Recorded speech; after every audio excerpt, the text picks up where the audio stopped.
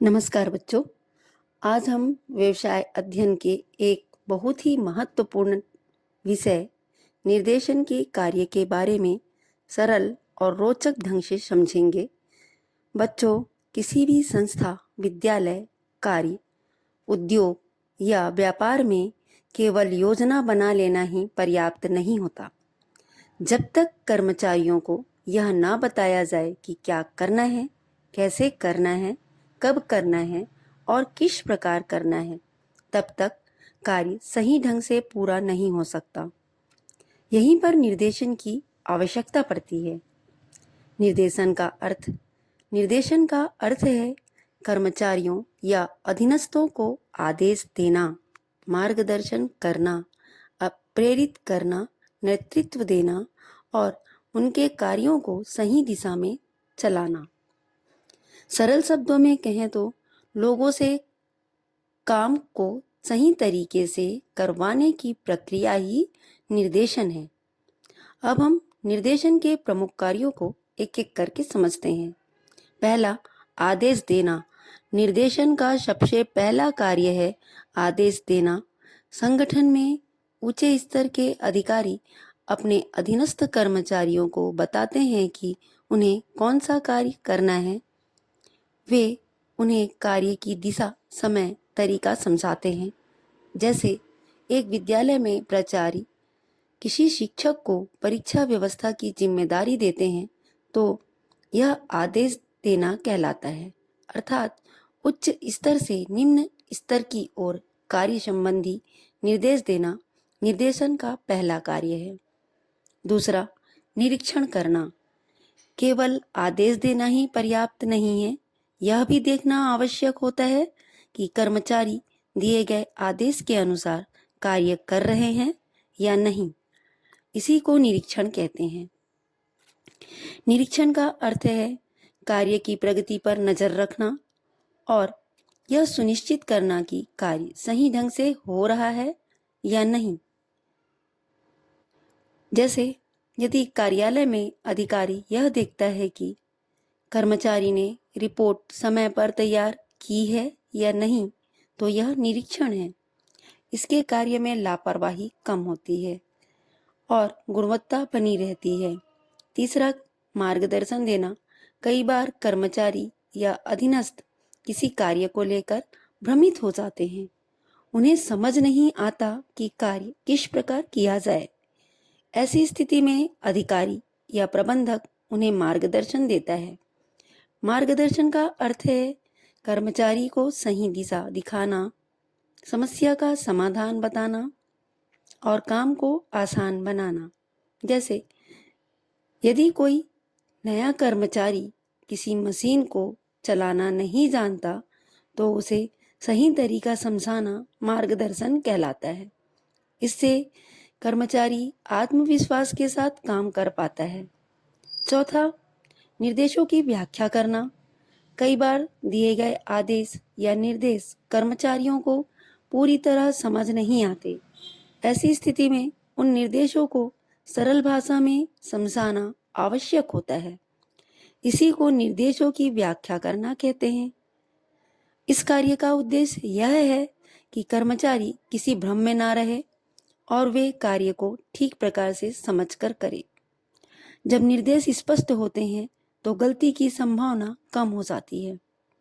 पांचवा है प्रशिक्षण देना। निर्देशन का एक महत्वपूर्ण कार्य प्रशिक्षण देना भी है। प्रशिक्षण का अर्थ है कर्मचारियों को कार्य करने की उचित विधि सिखाना। विशेष रूप से नए कर्मचारी को कार्य की प्रकृति, नियम, तकनीक और प्रक्रियाओं की जानकारी देना बहुत आवश्यक होता है। जैसे यदि किसी विद्यालय में नए शिक्षक को ऑनलाइन पोर्टल चलाना सिखाया जाता है तो यह प्रशिक्षण है। प्रशिक्षण से कर्मचारी अधिक कुशल और आत्मनिर्भर बनते हैं। छठवां कार्य है कर्मचारियों को अभिप्रेरित करना। हर कर्मचारी से अच्छा कार्य तभी लिया जा सकता है जब वह कार्य करने के लिए प्रेरित हो। इसलिए निर्देशन का एक प्रमुख कार्य अधीनस्थ कर्मचारियों को कार्य करने के लिए अभिप्रेरित करना है। अभिप्रेरणा का अर्थ है कर्मचारियों में उत्साह, लगन और कार्य के प्रति रुचि उत्पन्न करना। यह प्रेरणा कई तरीकों से दी जाती है, जैसे प्रशंसा करके, पुरस्कार देकर, सम्मान देकर, प्रोत्साहन देकर। जब कर्मचारी प्रेरित होते हैं तो वे अधिक मन लगाकर और बेहतर परिणाम के साथ काम करते हैं। सातवां महत्वपूर्ण कार्य उपक्रम की नीतियों को क्रियान्वित करना। किसी भी संस्था या उपक्रम की कुछ नीतियां होती हैं, अनुशासन नीति, कार्य नीति, गुणवत्ता नीति, समय पालन नीति आदि। इन नीतियों को केवल लिख लेना पर्याप्त नहीं है, उन्हें व्यवहार में लागू करना भी आवश्यक होता है। इसलिए निर्देशन का एक कार्य है उपक्रम की नीतियों को क्रियान्वित करना। जब अधिकारी कर्मचारियों को इन नीतियों के अनुसार काम करने के लिए प्रेरित और निर्देशित करते हैं, तब संस्था व्यवस्थित रूप से चलती है। आठवां, नियंत्रण को प्रभावी बनाना। निर्देशन और नियंत्रण का आपस में बहुत गहरा संबंध है। यदि कर्मचारियों को सही दिशा नहीं मिलेगी तो नियंत्रण करना कठिन हो जाएगा। लेकिन यदि स्पष्ट निर्देश दिए जाए और कार्यों की निगरानी हो तो नियंत्रण अधिक प्रभावी हो जाता है। इसलिए निर्देशन का एक कार्य नियंत्रण को प्रभावी बनाना, अर्थात निर्देशन कार्यों को ऐसी दिशा देता है जिससे बाद में उनकी जांच और सुधार करना आसान हो जाता है। 9वां, कुशल नेतृत्व प्रदान करना। किसी भी संगठन की सफलता में नेतृत्व की बहुत बड़ी भूमिका होती है। निर्देशन का एक महत्वपूर्ण कार्य है अधीनस्थों को कुशल नेतृत्व प्रदान करना। नेतृत्व का अर्थ है लोगों को साथ लेकर चलना, उनका विश्वास जीतना, उन्हें प्रेरित करना और उन्हें सही दिशा देना। एक अच्छा नेता केवल आदेश नहीं देता, बल्कि अपने व्यवहार, कार्यशैली और सोच से दूसरों को प्रभावित करता है। जब नेतृत्व अच्छा होता है तो कर्मचारी संगठन के उद्देश्यों को अपने उद्देश्य की तरह मानने लगते हैं। 10वां, संप्रेषण को प्रभावी बनाना। निर्देशन का एक बहुत महत्वपूर्ण कार्य है संप्रेषण को प्रभावी बनाना। संप्रेषण का अर्थ है सूचनाओं, विचारों, आदेशों और सुझाव का आदान प्रदान। यदि अधिकारी और कर्मचारी के बीच संचार सही नहीं होगा तो गलतफहमियां पैदा होगी और कार्य प्रभावित होगा। इसलिए निर्देशन यह सुनिश्चित करता है कि ऊपर से नीचे की ओर दोनों दिशाओं में संचार सही और स्पष्ट रूप से हो। प्रभावी संप्रेषण से कार्य में पारदर्शिता, विश्वास और समझ बढ़ती है। 11वां, मनोबल ऊंचा उठाना। कर्मचारी का आत्मविश्वास, उत्साह और मानसिक शक्ति। जब कर्मचारियों को सम्मान मिलता है, उनकी समस्याएं सुनी जाती हैं, उनकी प्रशंसा की जाती है और उन्हें सहयोग मिलता है तो उनका मनोबल ऊंचा रहता है। उच्च मनोबल वाले कर्मचारी अधिक निष्ठा और लगन के साथ कार्य करते हैं। समन्वय स्थापित करना।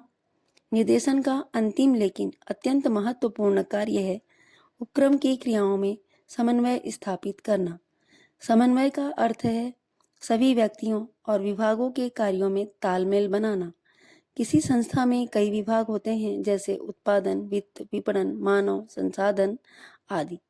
यदि ये सभी अपने अपने तरीके से बिना तालमेल के काम करेंगे तो संस्था के उद्देश्य पूरे नहीं हो पाएंगे। इसलिए निर्देशन यह सुनिश्चित करता है कि सभी लोग एक ही लक्ष्य की ओर मिलजुल कर काम करें। यही समन्वय संस्था की सफलता की कुंजी है। तो बच्चों, आज हमने जाना कि निर्देशन केवल आदेश देने की प्रक्रिया नहीं है, बल्कि कर्मचारियों को मार्गदर्शन, प्रेरणा, नेतृत्व, प्रशिक्षण, संप्रेषण, निरीक्षण और समन्वय प्रदान करके एक महत्वपूर्ण प्रबंधकीय क्रिया है।